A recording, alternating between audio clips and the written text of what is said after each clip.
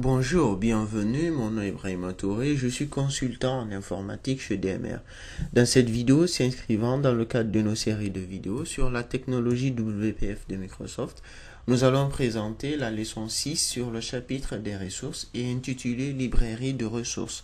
Donc nous exposerons principalement dans cette vidéo sur le partage des ressources entre assemblées et qui sera détaillé en la création de librairies de ressources et la mise en place d'un point d'entrée pour la définition, l'accès et la réutilisation de ressources.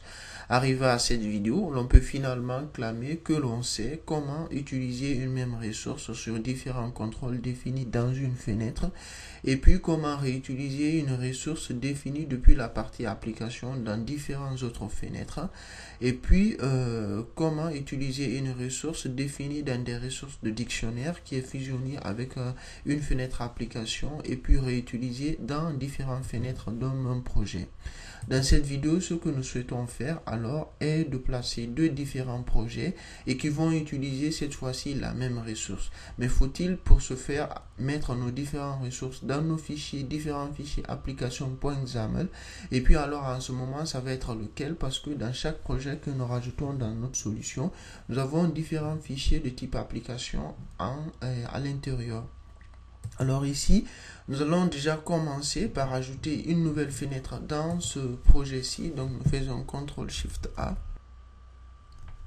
Et nous allons choisir comme modèle fenêtre WPF. Et pour lequel nous allons dire utilise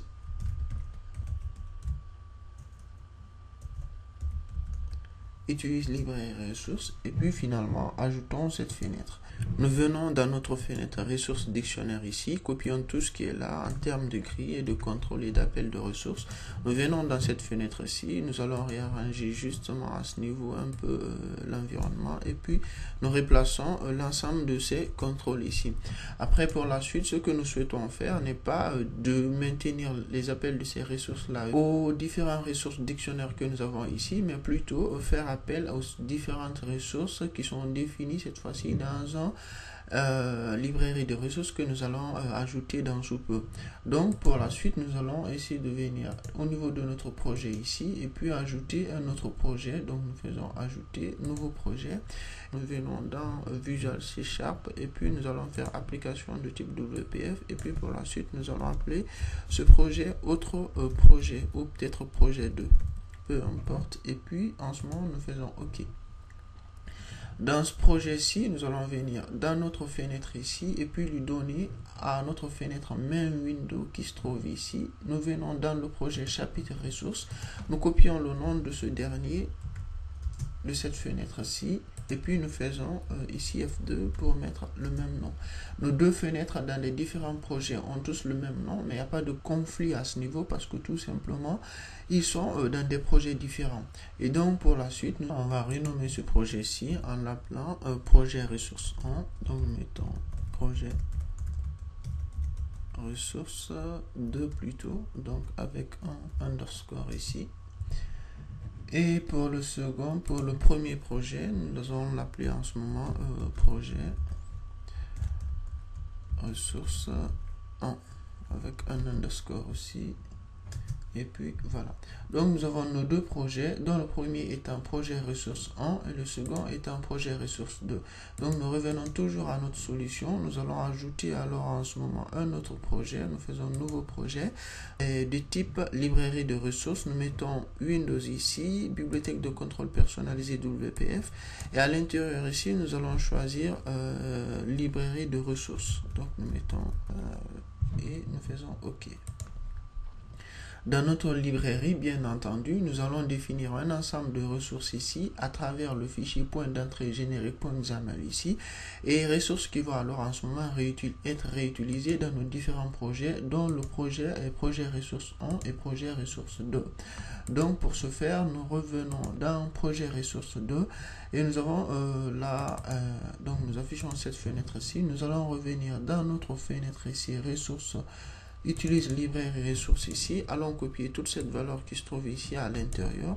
Nous verrons que quand nous allons copier cette valeur ou la coller plutôt à l'intérieur de cette fenêtre ici, nous allons avoir alors en ce moment des erreurs parce que les ressources qui sont définies à l'intérieur ne sont pas en ce moment vu parce que tout simplement ces ressources là ne sont pas dans ce projet-ci, mais bien sûr à cela nous nous attendons parce que tout simplement ce que nous comptons faire n'est pas de placer différents fenêtres ici de broches, c'est-à-dire de dictionnaire de ressources à l'intérieur de ce projet-ci et puis les utiliser dans ce projet, mais plutôt aller récupérer des ressources qui sont définies dans notre librairie de ressources. Donc pour ce faire, nous allons déjà revenir à notre projet ressources ici, qui était le premier projet dans lequel nous avions défini plusieurs ressources et que nous n'allons pas dans cette vidéo perdre assez de temps pour essayer de refaire d'autres ressources. Nous allons simplement copier les ressources que nous avions alors déjà définies. Donc ce premier image broche et ce radial gradient broche ici que nous allons tout simplement copier à ce niveau et venir les placer dans notre fichier générique.xaml. Alors nous remarquons que dans ce fichier, donc quand nous venons dans la partie XAML ici et que nous essayons de réarranger cela, que nous avons déjà des valeurs qui sont placées via le template que nous avons récupéré. Donc nous pouvons simplement enlever cela et puis enlever notre classe custom control ici aussi, donc nous faisons supprimer à ce niveau. Et à l'intérieur de ce dernier, nous allons de ce générique.xaml, nous allons copier nos deux ressources ici et puis nous venons dans notre dictionnaire de style ici aussi à ce niveau et puis allons copier la ressource qui est définie en son sein pour venir le placer dans notre fichier .xaml. Donc en ce moment nous allons alors en ce moment essayer de fermer notre dictionnaire de style à ce niveau comme dictionnaire. Nous revenons dans notre fichier .xaml, nous fermons aussi notre dictionnaire de broche aussi ici. Dans notre fichier .xaml, nous allons alors en ce moment placer notre ressource ici. Donc à l'intérieur, nous avons différentes ressources dont le style, l'image broche et puis le radial gradient broche ici à ce niveau. Alors pour ce qui est de la clé de la ressource, ce qui est arrêté ici pour nous est que quand une ressource est placée dans une librairie de ressources et que ces ressources devront être réutilisées dans d'autres projets, le plus judicieux en termes de clés n'est pas d'utiliser des clés basées sur type de chaîne de caractères, mais plutôt des clés qui sont définies à travers une classe dédiée à cet effet, qui est par exemple la classe component ressource key. Et instance de quelle classe nous pouvons affecter alors en ce moment à notre clé de dictionnaire de ressources. Donc pour ce faire, nous venons ici. Et puis pour ce qui est de la clé de ce dernier, nous faisons appel à une instance de la classe component ressource key.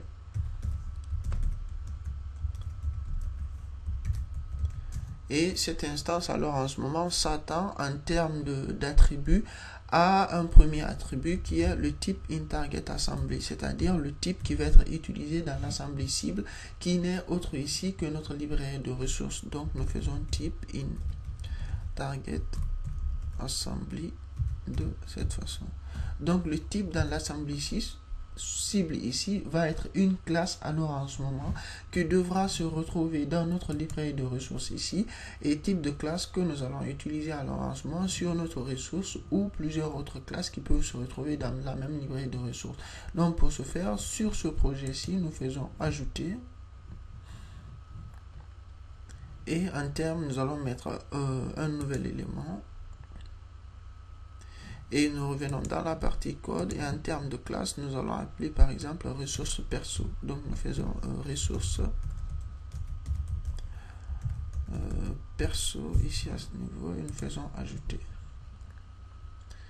Et donc dans notre classe ressource perso, nous pouvons simplement alors en ce moment copier ce type là et venir dans notre fichier générique.xaml ici et dire que la valeur que nous voulons alors en ce moment va être un élément de type, donc nous mettons xtype à ce niveau et mettre un y ici et puis dire que cette valeur est égale à via l'espace de nom que nous avons ici, notre espace de nom librairie de ressources et à travers le préfixe que nous avons ici qui est local. Donc nous faisons appel à notre classe librairie ressources perso. nous faisons local ressources perso ici. Et en termes comme dernier attribut qu'il faudra alors en ce moment ajouter à notre instance de classe ici, cela va être alors en ce moment l'identité de notre ressource ou le ressource ID. Donc nous faisons ressource ID pour lequel nous allons donner alors en ce moment une valeur n'importe lequel. Pour ce qui est de notre image broche ici, nous allons mettre image broche de cette façon, et par convention nous allons ajouter le terme key à la fin. Convention pour nous-mêmes bien sûr, parce que tout simplement nous pouvons mettre un nom n'importe lequel ici, mais vu qu'il s'agit alors en ce moment d'une identité, nous pouvons mettre image broche key ou bien image broche ID tout simplement. Alors peu importe le nom qui à ce niveau allons lui donner. Pour la suite nous allons revenir au niveau des clés des autres styles ici, des autres ressources ici, et puis allons refaire la même chose. Donc une instance de la classe component ressource key.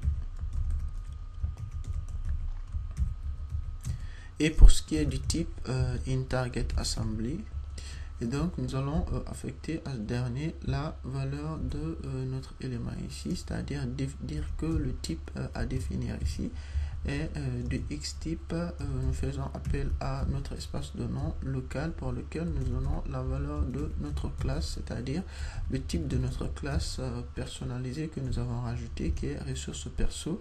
Et pour ce qui est de l'identité, alors en ce moment nous disons de la ressource, nous mettons ressource ID à ce niveau, et pour lequel nous donnons aussi à ce niveau un nom n'importe lequel, donc nous allons dire ressource ID ou style ID. Donc nous faisons identité du style, nous mettons style ID à ce niveau. Nous avons rajouté dans le nom ici un peu plus, donc c'est plutôt component ressource key, et nous copions toute cette valeur ici. Nous allons mettre la même valeur ici dans notre clé ici, et puis finalement nous allons simplement changer l'identité ici pour dire par exemple radial ID, identité de notre radial gradient broche.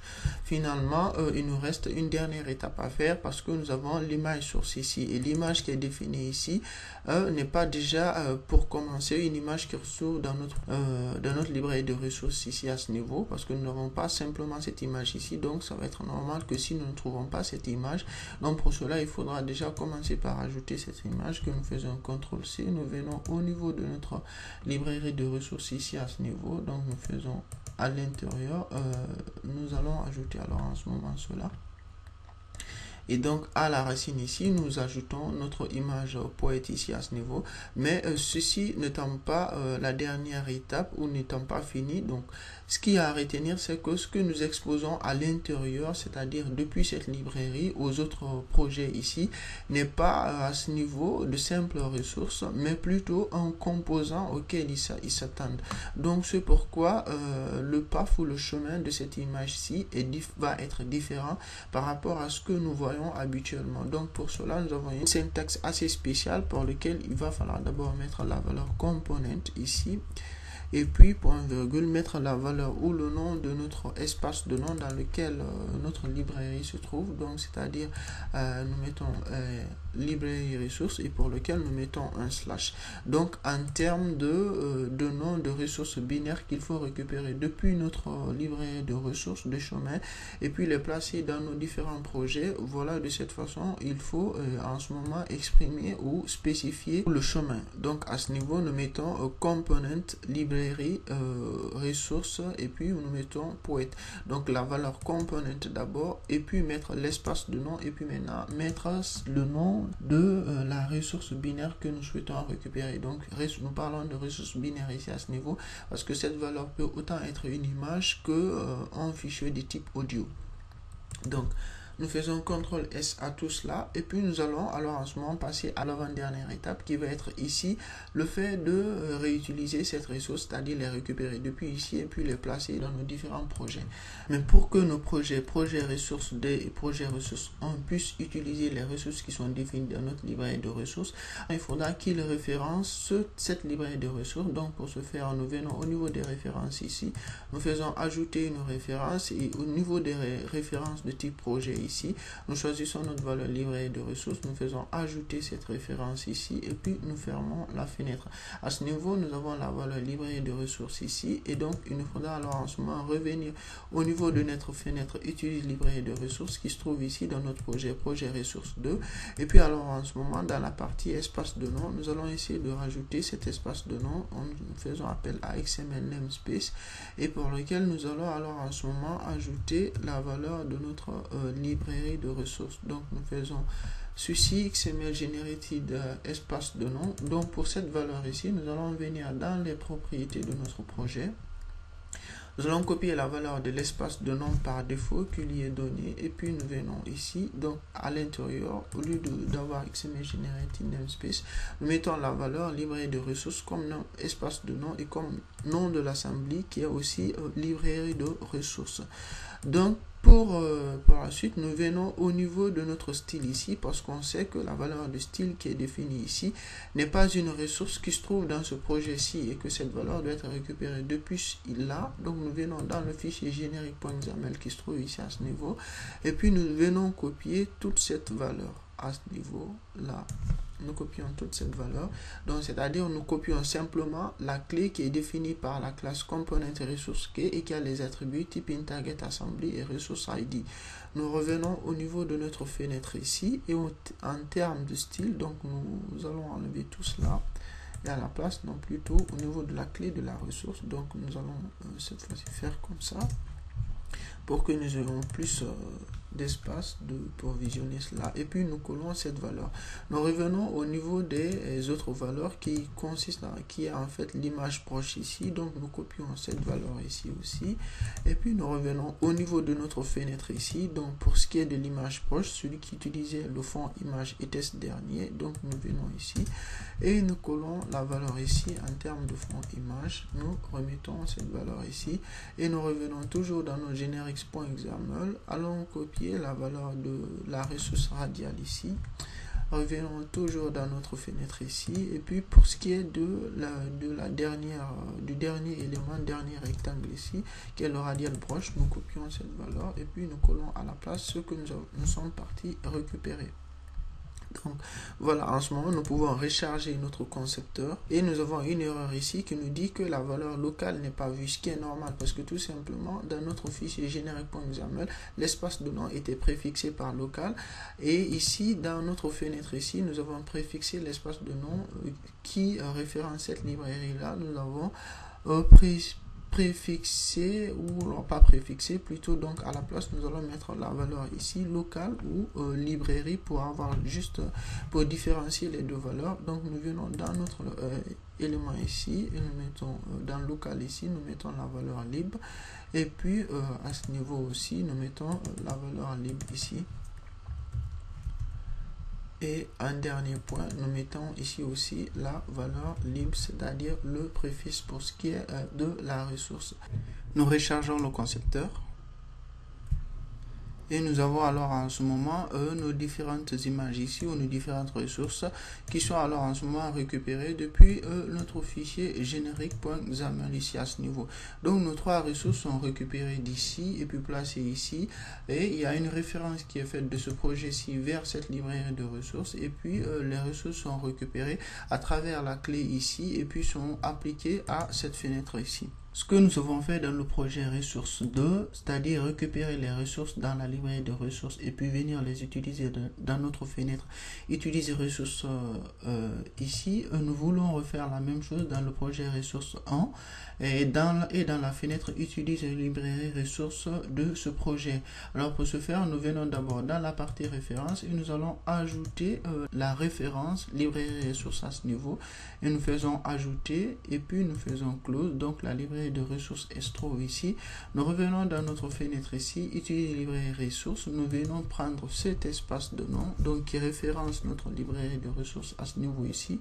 Nous revenons dans ce projet ressources, nous venons dans la fenêtre utilise librairie ressources qui se trouve en son sein et nous allons venir au niveau de la partie espace de nom pour remettre le même espace de nom qui est aussi préfixé par lib et puis en dernière position nous venons dans cette fenêtre ci Et nous allons copier nos différents rectangles, donc depuis la partie rectangle ici jusqu'au dernier élément, c'est-à-dire dernier rectangle, qui sont des rectangles qui utilisent les ressources qui sont récupérées dans notre librairie de ressources ici, pour mettre ces valeurs dans notre fenêtre ici du projet ressources 1 pour voir si nous allons avoir le même résultat.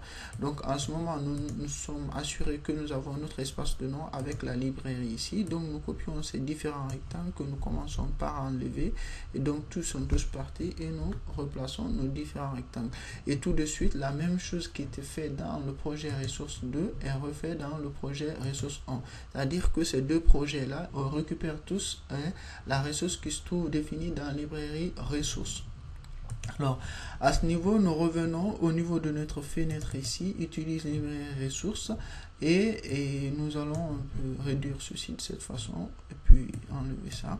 Nous allons nous pencher un peu plus sur la syntaxe en fait qui est utilisée au niveau de la clé de notre ressource. Nous avons component resource key, et puis le type dans l'assembly source, et puis le nom de l'identité de la ressource. En termes de syntaxe, ceci est assez long, et puis nous pouvons alors en ce moment essayer de le simplifier. Alors en ce moment, en venant au niveau de notre librairie de ressources à ce niveau et au niveau de notre ressource perso. À partir de là, nous pouvons rajouter différentes propriétés et propriétés qui vont retourner l'identité de notre ressource et le type dans l'assembly. En ce moment, ça va être des propriétés statiques de type component resource. Et donc, pour que nos propriétés soient vues de l'extérieur, nous mettons public property, et donc propriété de type statique en ce moment, et propriété statique de type component resource key. Donc nous faisons appel à component. À ce niveau, nous n'avons pas l'aide de l'intelligence parce que tout simplement nous n'avons pas encore ajouté à ce niveau cet espace de nom. Donc propriété que nous allons appeler par exemple ma ressource key. Donc pour le moment nous faisons ma ressource key, et puis voilà. Donc pour cette propriété là à ce niveau, donc nous allons simplement à ce niveau mettre ceci. Donc nous venons au niveau de nos propriétés ici, nous allons importer cet espace de nom qui est using system.windows, et puis finalement pour cet espace de nom, pour ceci nous allons mettre à l'intérieur un get, et pour ce get là nous allons simplement à ce niveau essayer de retourner une nouvelle instance de la classe component resource key. Donc nous faisons return à ce niveau new. Alors component, cette fois-ci nous pourrons le voir, component resource key, et pour le type dans l'assembly, ça va être alors en ce moment le type de cette classe, c'est-à-dire le type ressource perso. Pour cela nous mettons type of, donc ça va être le type of ressource perso à ce niveau. Donc nous mettons ressource perso.